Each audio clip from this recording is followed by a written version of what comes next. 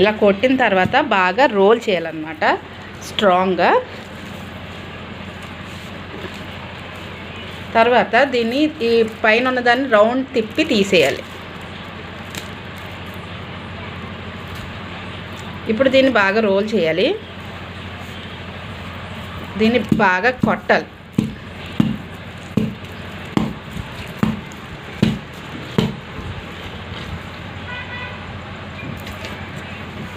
So ఇప్పుడు ఇది ఇంచుమించుగా వచ్చేయడానికి తయారైపోయింది. దీనికి టూత్ పిక్లు పెడదాము.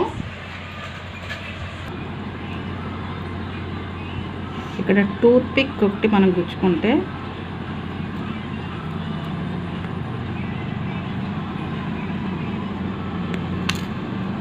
ఉండు.